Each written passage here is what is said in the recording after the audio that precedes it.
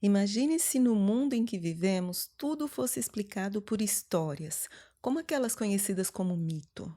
Como chegamos até aqui, como tudo começou, por que nos sentimos como nos sentimos. Todos os mitos que conhecemos explicavam as coisas que até então ninguém havia se atrevido a questionar.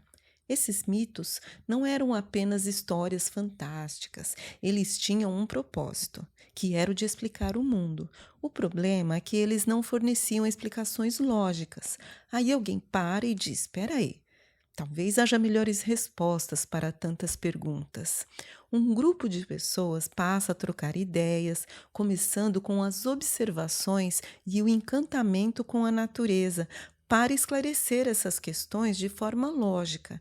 Essa iniciativa é atribuída a um homem chamado Tales de Mileto.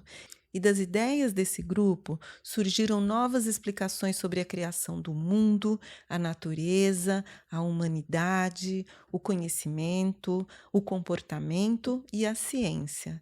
Eles se reuniam em uma cidade portuária onde havia um grande fluxo de pessoas, na cidade de Mileto.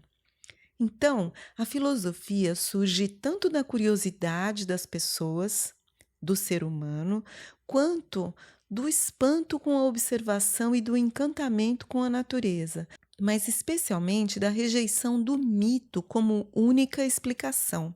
Tales de Mileto é considerado o primeiro filósofo grego. Ele viveu no início do século VI a.C.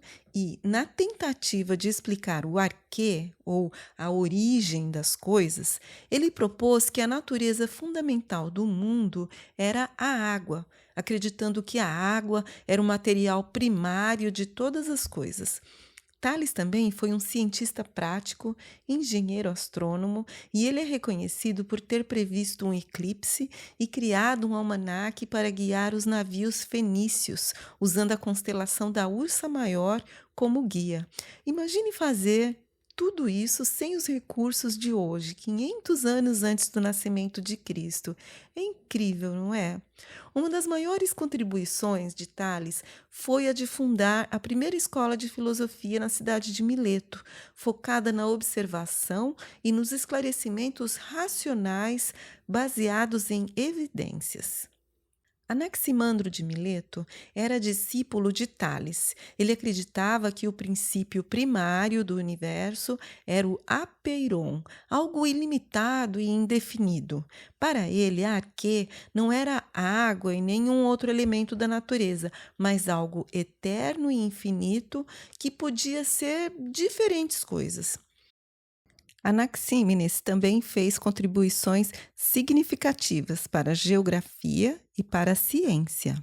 Ele sugeriu que o ar era o princípio de todas as coisas e concluiu que o ser humano vive enquanto respira. Então, o ar é o princípio da vida. Pitágoras fundou a Sociedade Pitagórica na segunda metade do século VI a.C., uma sociedade secreta, cheia de mistérios e regras estritas.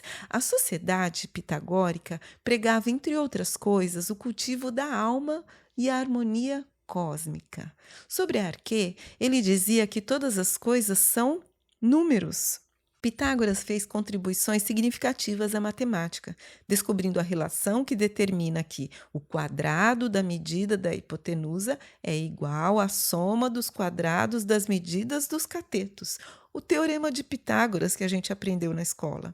Para os pitagóricos, a música é uma relação numérica. Heráclito é o filósofo do movimento constante. Você provavelmente já ouviu uma das suas mais famosas frases, que é de que não se pode entrar no mesmo rio duas vezes, pois nem a pessoa nem o rio serão os mesmos. Para Heráclito, a realidade é uma, mas também simultaneamente muitas coisas, devido à tensão e ao constante movimento. Para ele, os fundamentos do universo são o fogo, que representa desejo, abundância, tensão, e o conflito que gera a mudança. Então, o mundo está em constante fluxo. Parmênides, ao contrário de Heráclito, acreditava que o universo era imutável.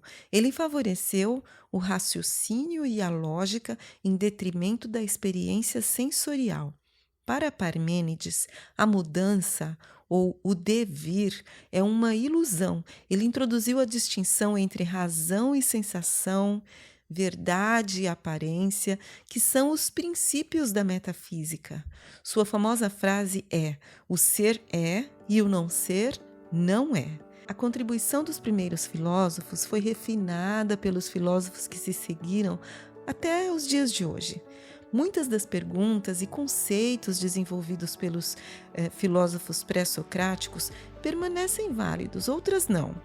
E a sua busca pelo conhecimento é respeitada até hoje. Eles podem não ter encontrado todas as respostas, mas certamente levantaram questões que até hoje nos intrigam e nos provaram que a curiosidade pode nos levar a grandes descobertas.